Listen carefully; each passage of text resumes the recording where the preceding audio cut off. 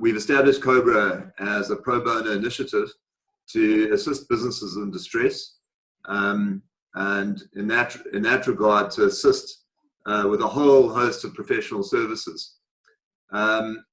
So what we normally do is we kick off with a general discussion around business rescue and just provide an overview, and then we go into certain provisions which are quite important. But we thought for today, in light of the President's speech, so let's have a look. I've just received a summary of what had been announced, so I'll pull that up on the screen if I can.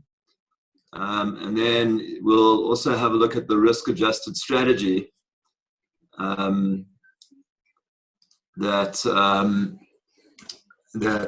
he spoke of. So we'll have a look at the summary of the alert levels first. And we're going to have a discussion around that. Let me pull it up.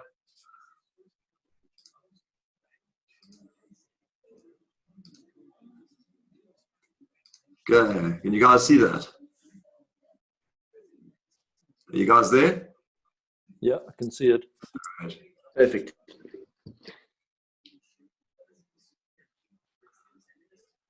Okay, so we are moving to alert level 4, and okay, it doesn't really deal with the industries in this document, unfortunately. I do have another document which we can also have a look at,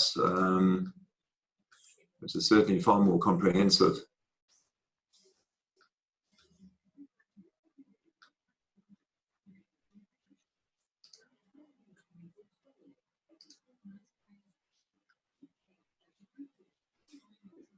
Okay, unfortunately, I can't find it now.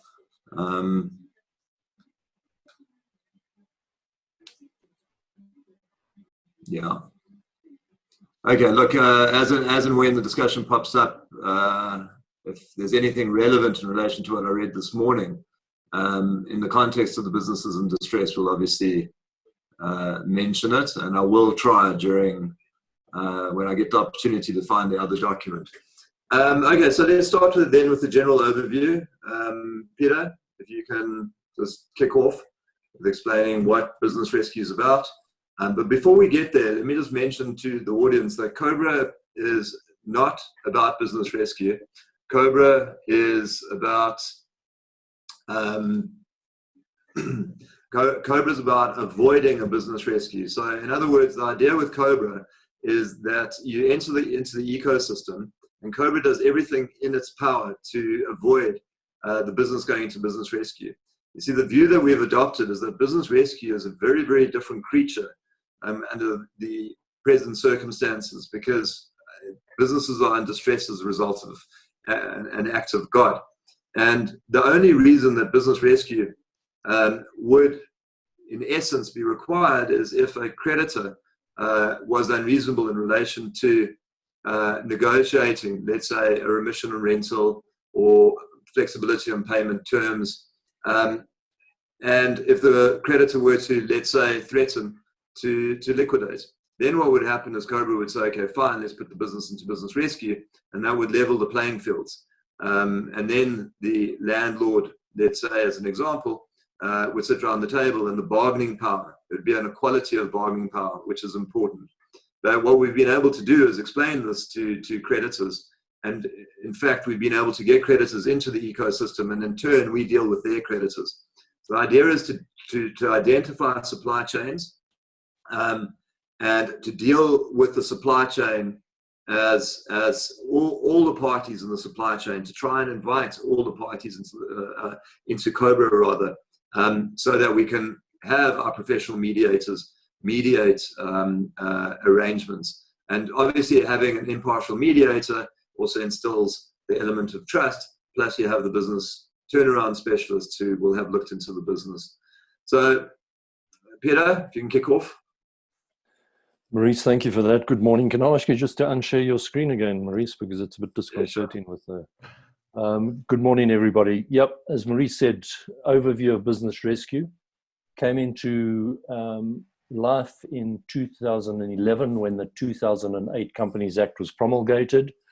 And essentially, it was put into force in order to protect a company and give it breathing space. Company is a CC or a company, doesn't apply to sole traders, partnerships, etc.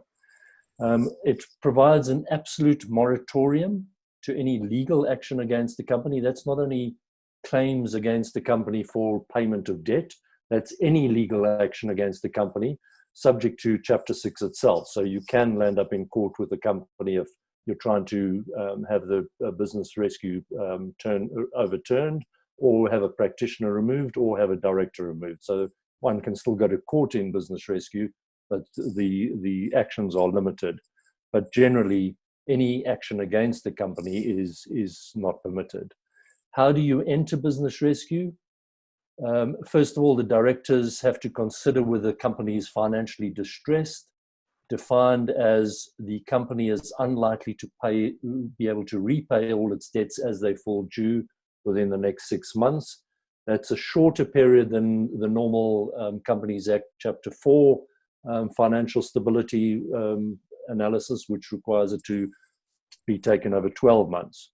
If the company is financially distressed, also in financial distress, if in the next 6 months you believe your liabilities will exceed your assets fairly valued, i.e. your classic technical insolvency, then either of those two are present. The directors should, in theory, take a vote on whether to enter business rescue. If the directors decide not, they discuss it and they decide not to enter business rescue, one's got to be very cautious there, because the directors, by having this discussion, have had an act of declaration of insolvency, and be very cautious in that scenario, because any actions that the directors take henceforth could be considered and challenged as reckless trading. If the directors decide not to, and Maurice talked about COBRA at the beginning, the directors can approach COBRA, and that in itself is reason for not entering rescue, because the directors have taken professional advice and are doing something about their financial distress. Once they've had that decision, they take a vote. You need 50% plus one of the board to agree. A resolution is then drafted together with, importantly, a sworn affidavit, authorized one of the directors to authorize to sign it, or a group of the directors. And in that affidavit, what it essentially says is that we are financially distressed. We do believe, importantly, we do believe that this company has a chance of survival. It's not dead or almost at death's door. We do think it can survive as long as it's given some breathing space. And if that is present, the directors file their resolution together with the sworn affidavit, together with a CIPC form, a 123.1 at CIPC, and filing is emailing it. It's as simple as that. The directors have taken the resolution, sworn to an affidavit, emailed it to CIPC, and you're immediately in rescue. There's been a lot of debate over the last few years about whether one has to wait for CIPC to stamp and acknowledge receipt of the form, and that is not the case. We've had various legal opinions saying the point at which it's emailed is sufficient, which allows you to file for business rescue even whilst in lockdown. The next step that the directors have to take is appoint the business rescue practitioner or practitioners. They can be joint practitioners. Now, this is a very important step for the board. Not here to market our own abilities, but a few things to look out for. Firstly, do a web search on the individual. There are some practitioners out there. We've had a business rescue practitioner who himself had a challenge for personal bankruptcy. I'm aware of a senior business practitioner who was previously involved in a company that perpetrated fraud. So you cannot assume that the business rescue practitioner is either above board or going to act in the company's best interest. The other important point to look out for is a practitioner who's a business person. So, you know, a lot of insolvency practitioners, accountants, lawyers are business practitioners. They qualify because they have the access to a professional body, one of the requirements of the Companies Act, but they may not be good business people. So do interview a group of business rescue practitioners before you make the appointment. certainly Ian and I, Ian's also on the call, we do a lot of joint rescues together. And our approaches was premised on a couple of basic things. Garner the trust of each other. You need to garner the trust of the directors and they of you. It's difficult to do in the short time period that we have available to us before we accept the appointment, but that's very important. Trust is the cornerstone of this. Collaborative approach. We do not take an approach to be acrimonious and against them and us. This is a win-win situation if we pull it off together with the directors. And then very importantly, flexibility. We find that this is business as usual. You're trying to run a business under distressed circumstances, but anybody that's running their own company will know that flexibility is critical in a business. Fleet of foot and the flexibility of make decisions quickly, and obviously with the added pressure that the company is distressed. Once the company is in business rescue, we talk about drawing a line to put a plan together. The important thing with the plan, it's no different from your normal business plan that you would do. So it's got financial forecasts. It's clearly laid out in the Companies Act as to what's got to go into the plan. A bit of the history, the details of the company, who all the creditors are, who the shareholders are. Once again, a bit of a story about why the company was at the edge of the precipice. And then importantly, what's going to happen in the plan? Is there a compromise? How people are going to get paid over what period? Are assets going to be sold? Are parts of the company going to be sold off, or is the entire company going to be sold off? And what is the potential dividend for the shareholders? The one important thing with the plan, and then critically, which is often missed in a plan, is what is substantial, the terminology used in the Companies Act. What is the substantial completion of the plan? So the practitioner doesn't necessarily have to be there for the next 10 years trying to resolve this problem. The practitioner can put structures in place such that, for example, payments are made into a trust account of the lawyers, and then under the direction of the directors, consented by the lawyers, payments are made to the creditors, and at that stage the practitioner can have taken the company out of rescue.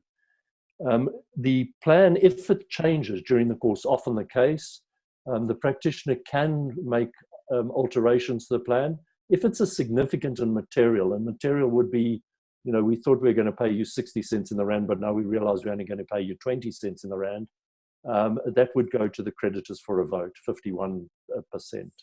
When the plan is presented, it's got to be published within 10 days of the publishing. It's important to call it what we call a Section 151 meeting. And at that meeting, the practitioner calls for a vote on the plan. He explains the plan to the assembled gathering and then calls for a vote. And what you require there is for 75% of the people voting, either in person or by proxy. Important, you can lodge your claim by proxy, certainly if you're far away from the place where the meeting's taking place. And those voting, person or proxy, you need 75% to say yes to the plan. In addition, of those voting, 50% of those who have voted have got to be independent.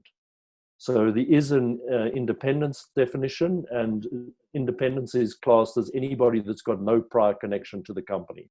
So a shareholder loan, a director loan, an intercompany loan into the company would be classed as dependent, and their vote is thereby diluted. The plan is then adopted and it becomes the Bible of the company, and the practitioner then, together with the directors and senior management, implements the plan and makes sure that whatever is said in the plan, and that's why plans have to be very clear on this and succinct as to what's going to happen in this rescue. It also gives creditors confidence that the practitioner is not just there to earn an annuity income forever and a day, but there is a clear plan of action of how long it's going to take to get this implemented and what we're going to do to get out of it. On the voting, another important point, nobody can come after the event and say, sorry, I didn't vote and I don't agree with the plan. Those that are voting, and if the plan gets adopted, pull the plan through, and it's then applicable to all creditors, or what we call affected parties. Staff are also considered affected parties, and they have to be met with separately by the practitioner, and they also have a say in the plan. And staff includes labor unions, if the staff are unionized. yeah, Maurice, I think I've said enough at the moment. If there's anything else I've missed, please shout. No, I think you've done a great job there. You've certainly covered pretty much everything. I see there's a question. What is your advice to restaurant owners and companies in the events and exhibition industry after Ramaphosa's speech last night? So, brilliant question.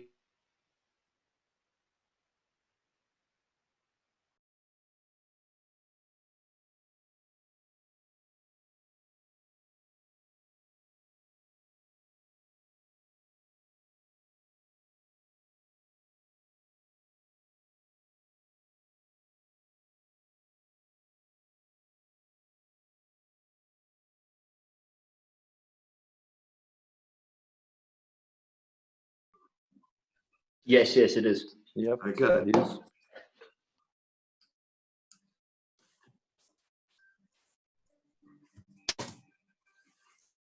So what's quite interesting here is that I wasn't aware, but there's a study in relation to the Spanish flu. And what's said here is that the economic consequences for cities experiencing a rapid infection rate and high cumulative infection rate were significantly worse off than those for cities enduring temporary restrictions on their economic activity. Well, that's pretty interesting, because there's been a lot of doubt and a lot of debate. So I'm actually going to try and find the study and read it. But let's go on to, okay, we know there's an alert system, and they refer to it as the risk-adjusted strategy for economic activity. And what I've picked up is that it's going to be area and district specific.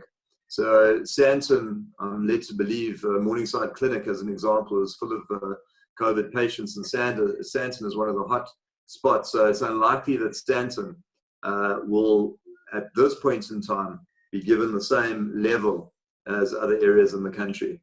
So here we have the levels, level 1 to 5. We're going to level 4, so we'll have a look at that. Yeah, so you see here, it specifically refers to districts. I just want to mention that I'm not sure where this document comes from, so there may be an updated document. I don't believe it's fake because of the level of detail, but it may have been updated. So please take it from where it comes. Okay, to determine which sectors should be allowed to gradually to resume activity, 3 criteria: risk of transmission, impact, and value of the sector, which obviously is the most sensible approach when one has regard to the economy as a whole. So the risk-adjusted strategy, main considerations: economic stress, economic value at risk, and transmission risks. And that's obviously why restaurants and the hospitality business will be the last and they're the most serious. So what's happened here is there's a risk-adjusted strategy for economic activity with the impact that those industries have on South Africa. And I think, yeah, so we have intensity of MSME, economic linkage intensity, export exposure, and it goes down, dealing with all the industries. And this is a risk-adjusted strategy. This is the expected impact of the continued lockdown. And this impact, they've gone through all the industries.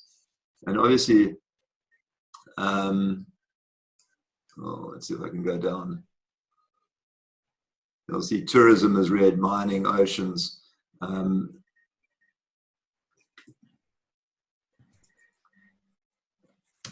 What's interesting there on that last slide, Maurice, is the percentage of payroll that is likely to be paid at the end of the month. If you want to go back to the previous one, in the left hand, no, in the next slide. Yeah. That one on the left-hand column, the proportion, the left-hand column, or the second from the left. Yeah. Proportion of payroll that is likely to be paid at the end of May. Now that's a very interesting column to look at. And that's a lot of, employees. Yeah, absolutely.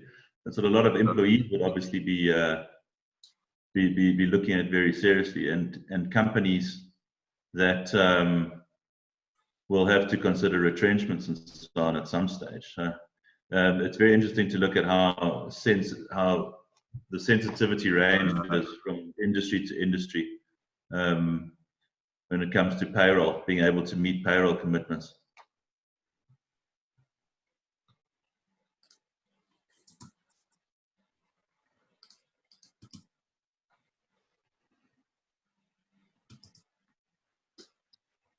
This is quite interesting. So employees can work remotely. This deals with each industry. So they've done an analysis of each industry, and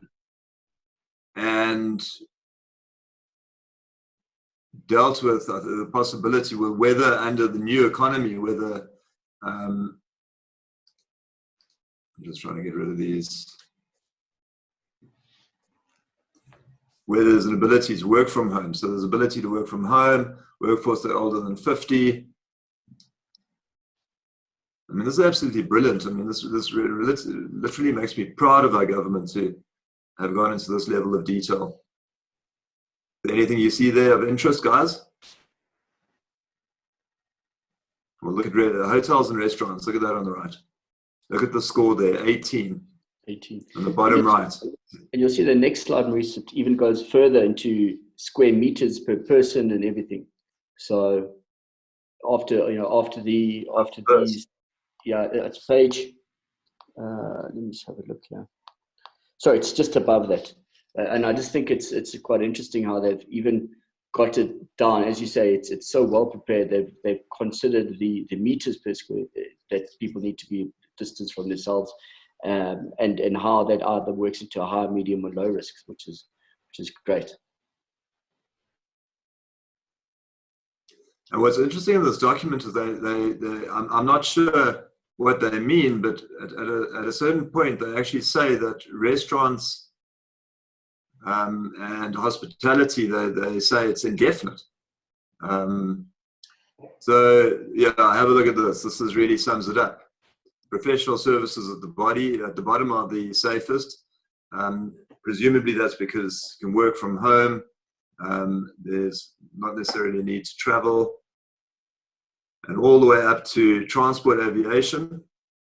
Incidentally, we're putting together a targeted conference just on aviation with ex-CEOs of airlines and CEOs of private companies in the aviation industry.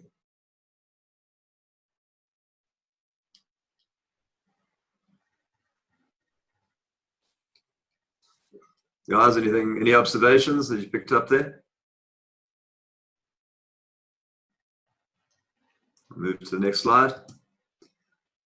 I suppose professional services includes doctors, Maurice.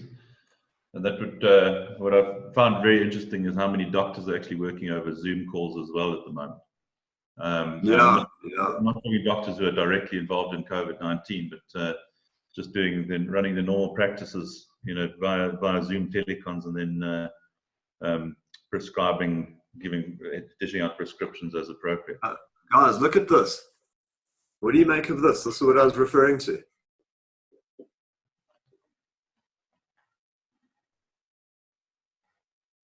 Yeah. So, I'm just thinking about, I haven't gone into much detail. I've had a relatively deep think as to how, for instance, restaurants or fast food can somehow generate some form of income. And, I was thinking, guys, Woolworths have, they sell burgers that you can throw into a microwave. Maybe COBRA should try and forge synergies between the big supermarket chains and fast food outlets to actually sell packaged Wimpy burgers, McDonald's burgers, Steers burgers. They won't obviously taste as nice, but at least give people some form of access to a Kentucky Rounder via the retail outlets. Now that may in fact be permissible, and all that would be required there is some form of royalty to, let's say,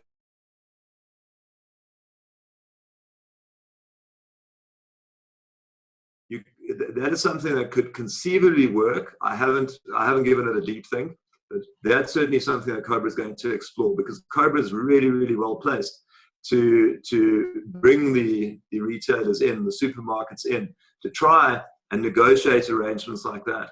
But the reason I'm highlighting this is you can think out the box, because that is a minor adjustment to a supply chain.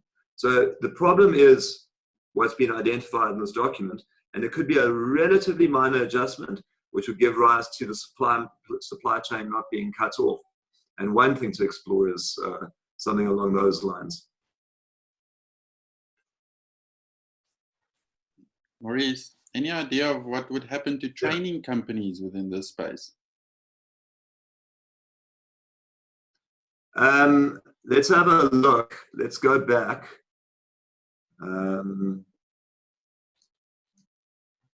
So I can hear you talking. It's just really, really bad. Maybe you can also, if you can also type your questions. We'll certainly share the document. We'll send it to you. We'll send it to your email address. No problem. Let's see where training or education would be here. You guys pick it up?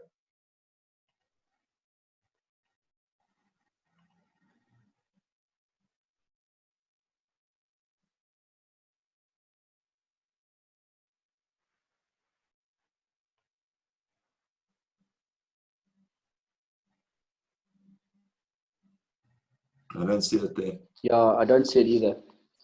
I was thinking of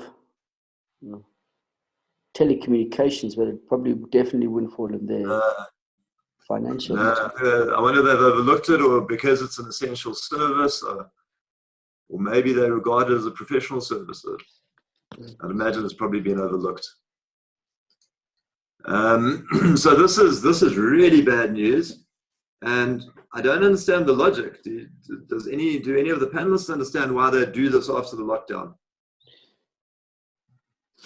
Just maybe because are we never going to go back into a bar? Is that what's being suggested?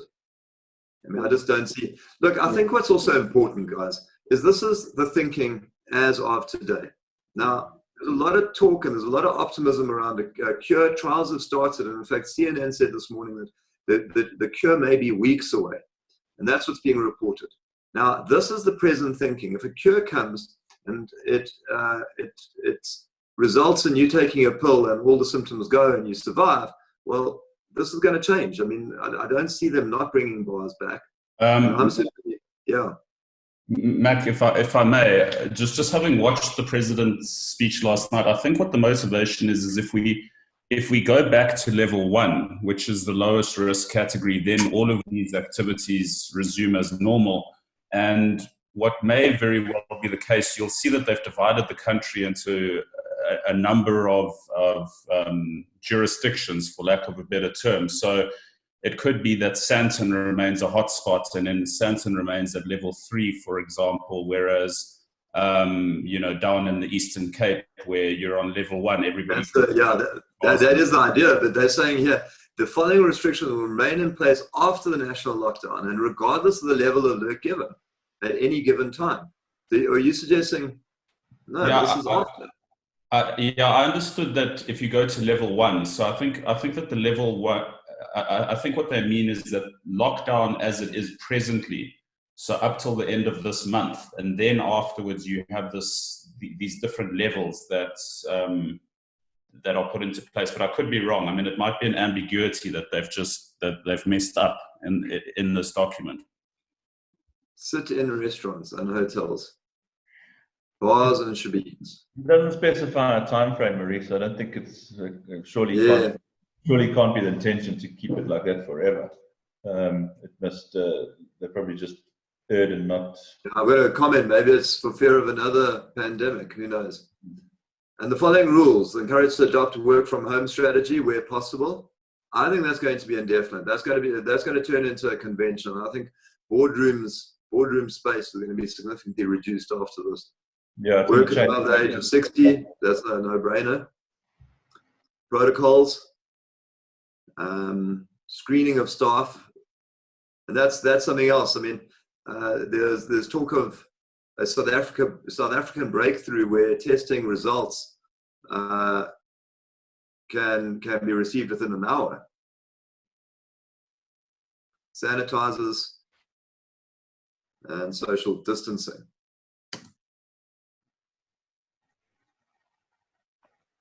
So this is what I identified this morning. Individual business and workplaces must have COVID-19 risk assessments and plans in place. So guess what? This is something that COBRA is now going to be offering as a service on the same basis, pro bono services, but same basis of all the other services offered.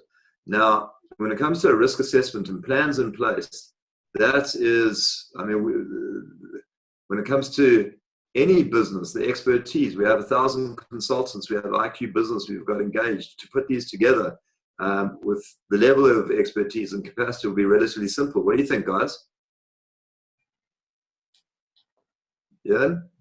Absolutely, Maurice. There's no question. Yeah. Okay, so just yeah, for the audience, bear that in mind. Do you think having a good risk assessment and plan would start adding value? You know, it would start from a business rescue perspective. Maybe it would be something that it would be a new criteria that you guys would look at. No, well, I see it as part of the process because as part of rescuing a business, we're going to have to do that as a prerequisite. So it's it's naturally going to be a COBRA function. It's going to be like a due diligence point. On what level of risk assessment are you and what plans you have in place? Mm-hmm. No question. Well, guys, look, one thing that we must remember is that risk registers are a fairly common feature of a lot of predominantly larger to medium-sized corporates. Most listed companies will have a risk register. So in that respect, they'll just be adding to it. Such documents are fairly common, as I say, but that's risks of any nature. It clearly is going to now highlight the potential risk of a complete shutdown and what has to happen there. Because normally with a risk register, I mean, I do risk registers. You decide that, you know, the chance of the meteor hitting the globe are fairly remote, so you don't spend too much time on it. Whereas that might change the focus of these going forward.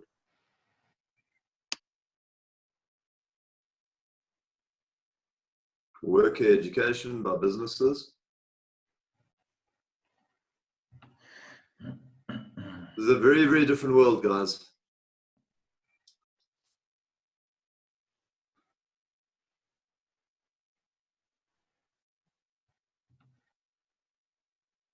See, differentiated approach. I think that's what you're referring to, Paul Michael.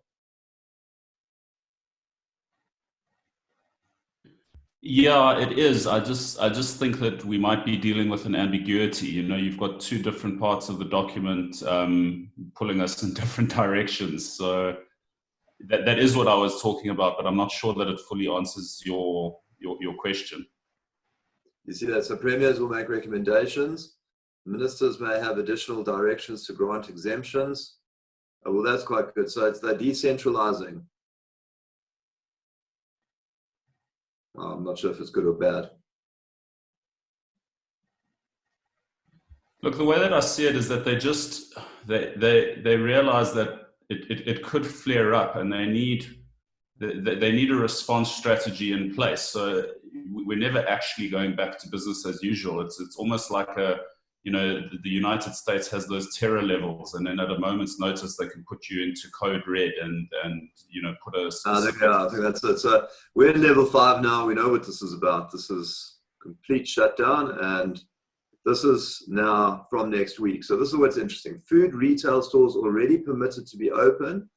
Permitted may sell full line of products within existing stock. Okay. Now underline that, because existing stock for supermarkets includes alcohol. So is there intention that retail stores can sell alcohol? There hasn't been any mention on the upliftment of the ban on alcohol, guys. No, he mentioned tobacco last night, but he didn't mention alcohol, unless I missed something. I've heard a lot of conflicting things on that. Someone did circulate something last night saying that bottle stores wouldn't be open, but stores, convenience stores that do sell wine, like the Woolworths and campaigns and things would still be allowed to operate. But then I think he was an address was made, not an address, but something was said this morning that it excludes alcohol. So it's completely conflicting. Well, it's allowing agriculture that produces wine to continue. So maybe that's for export, but export only. So it would be absurd to we can export it but not stock the retail. You know, maybe the supply chains are obviously the supply chains are also a concern.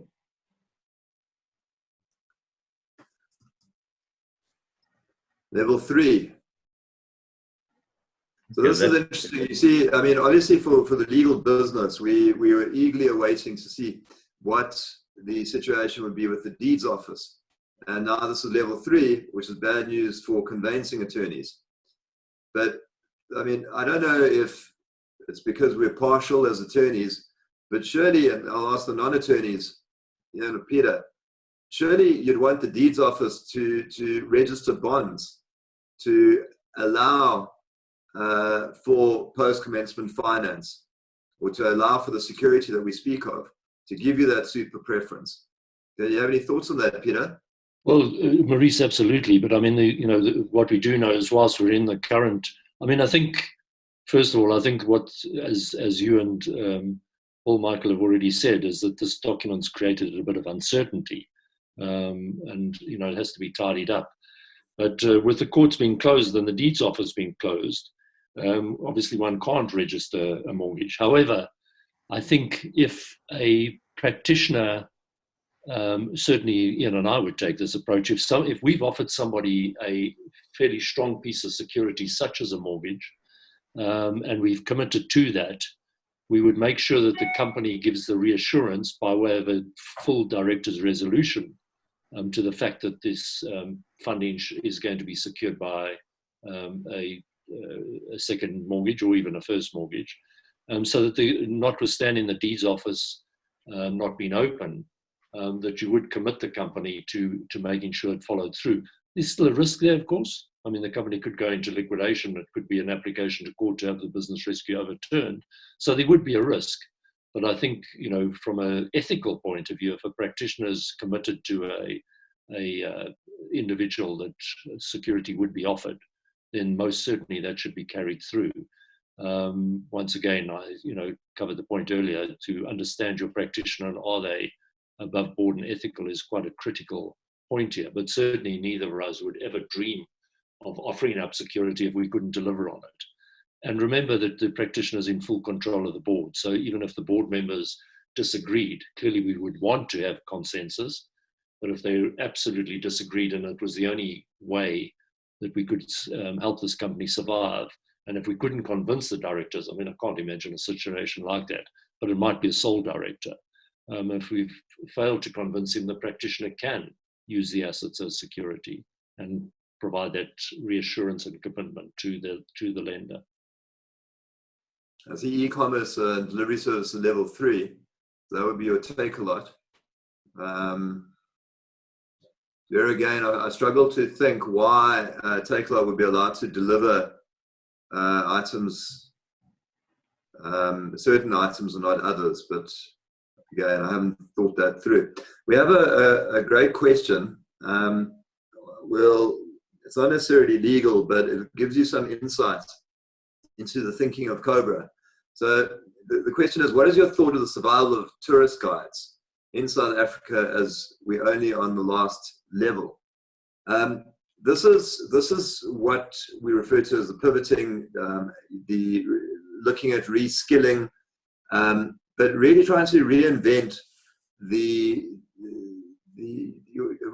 reinvent the platform in which you employ your skills.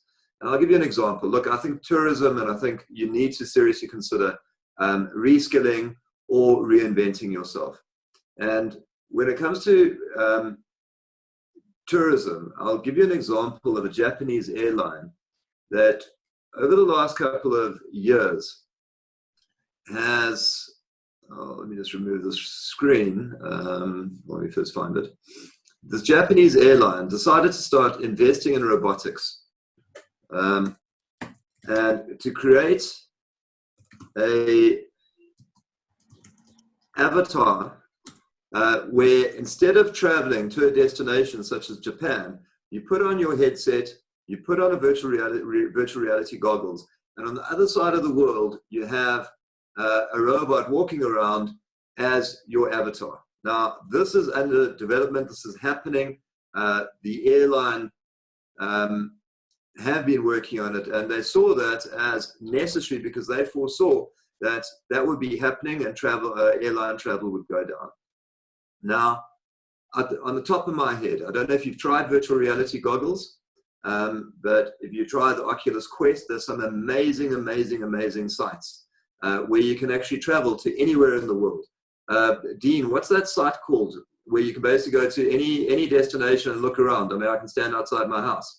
So there's a Google one, and then there's it's called Wonder, I think. Wonder. It's called Wonder with an A, yeah. Now, off the top of my head, what if you created tours as a professional tour guide, as you used to? Okay, so you would actually give a guide, and you say, "This is the guide. This is the tour that I used to do," and you brand it, and you call it something, and you provide these online tours. I mean, I certainly would love it to have a guide tell me about that tree, and you can actually walk through the very places. So long as the Google Street View is available, you'll actually be able to do that. So as a guide, you could still look at doing it virtually, which could actually be quite exciting. Another thing that we're doing is we're saying what will definitely exist, what inventions will be required, and you look at what will without a doubt come into existence, and then you decide whether to pursue that as a business idea. You know, I was just yesterday, I was looking at this. Now, this is a drone landing pad, but we all know these when it comes to visors to stop the sun in your car. Now, what about an invention like this, which now unfolds and blocks? Maurice, your screen is still shared, Maurice. Oh, sorry. Let me stop sharing. Here we go. So we have this. Now, we've seen this as a landing pad for a drone. We've also seen them as visors, but I foresee an invention where you do this and it creates a barrier between the Uber driver and the passengers. So it's portable. So this is something that these barriers are going to most certainly exist. How they'll exist and in what form, we don't know, but they will exist. So there's an industry that will suddenly emerge as a result of it. And that's kind of that's the thinking. And that's what COBRA is doing. We're sitting down with businesses and we're looking at how they can reinvent themselves, okay? Obviously, as minor adjustment as possible, but to work on business plans, business rescue plans that deal with the obstacles and find solutions to those obstacles. In fact, on that score, I'd like to just move over to Ian. Ian, can you tell us about the business plan process and how generally mindful of the pivoting that I made mention of? Maybe give some examples. I mean, I'll give one example. For instance, you guys went into that Mexican restaurant last year, and you went and you redid the menus and you changed the business direction slightly, and you improved turnover. And you guys are business rescue practitioners, and you achieved that, which was fantastic. Well, one thing sales and marketing is very often a focus in our business rescues, Maurice, and one of the common sources of financial distress that we come across in companies is where you have a proprietor, somebody who runs a business, and the company is very good at making a product, but they're not very good at selling it. They're not very good at, sometimes they're not very good at innovating either. So they've got very good controls around operations and finance and so on, but they're not good at getting it out there. And we've had several business rescues where we've worked very hard on the sort of innovation side of the business and the sales and marketing side. And yes, we've had good successes. And I mean, we've had instances, believe it or not, where we've successfully grown sales and gross profit quite substantially under a business rescue scenario. And a retail store is a restaurant is a good example. or a restaurant group, because the fact that it's in business rescue doesn't necessarily impact, or doesn't impact its ability to trade. It doesn't necessarily decrease its revenue, because the customers don't even know that the company is in business rescue. So there's no reason why under business rescue, and for example, a restaurant group, you can't increase sales quite substantially. And yes, that's what we did in the example of that Mexican restaurant group. We reinvented the menus. We embarked on social media campaigns. We instituted delivery services. We went into partnerships with Uber Eats and Mr. Delivery and the like. And yes, we successfully increased revenue. So through the innovation that the COBRA team has as a whole, the innovative minds, across almost 1,000 very talented consultants within the COBRA ecosystem, across several disciplines, also bringing into account the networks that we have.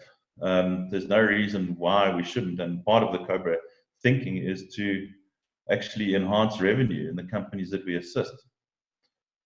So yes, absolutely. There's a huge scope to that. Thanks, Ed. So I've pulled up Wonder here. This is now just on tourism. The Great Pyramids are really all that great. I wonder if we can take Grandma to her childhood home. I wonder how many penguins live in Antarctica. I wonder what that bookstore on Polk Street used to be. I wonder where to go next. Wow, you have to see this. Follow me. That's the app. And here is the article, the Japanese airline. Now, I didn't know this, but they've been working on it since 2016. But they spun it out. This is it. Imagine an iPad running face. These are your robots. They're called the new Me Bot. You literally can put a headset on and have this on the Great Wall of China, and you can experience in 3D live what it's like to be on the Great Wall of China. So you get your own robot that you can control from the other side of the world. Is that how it works? Yeah. So this is how the world's changing. These technologies are going to emerge. There are these massive, massive paradigm shifts that are going to give rise to innovative business models, and this is how COBRA needs to think. This is it. We need to concentrate and focus on pivoting and come up with ideas. And on tourism, I think there is scope to keep it going. I mean, if a tourist guide is really experienced in relation to a particular district, I'd want that tourist guide to walk me through Wonder.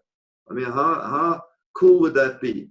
Where I'd be told and I can interact with the tourist guide in relation to a baobab tree, and the tourist guide can tell me everything about the baobab tree.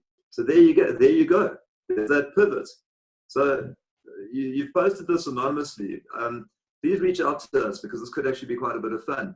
I love virtual reality, as does Dean, so we're quite into it, and we can show you that, and we can if you wish.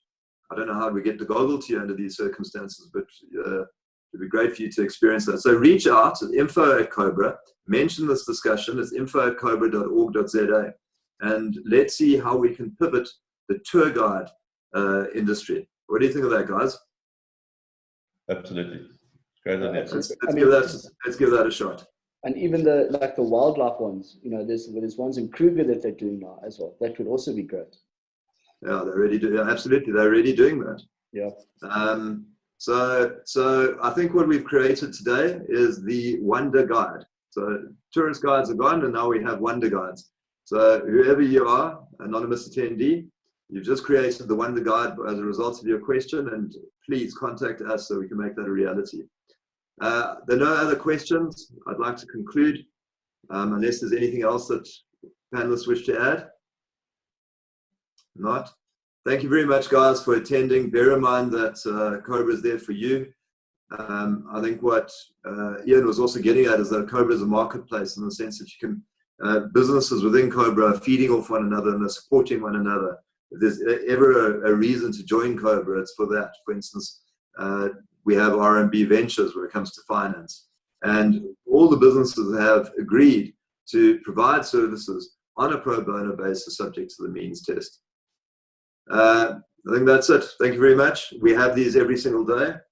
I see, well done, guys. It's very useful and lots of stuff. Please join us every day. We're now going to have specific targeted webinars. And the webinars will be targeted to 2 specific industries. So if there's an industry that you want us to do a webinar on, please email us, make the suggestion, and we'll arrange that. Okay, thanks guys. Thanks everybody. Thanks to the audience. Thank you. Thanks. Cheers.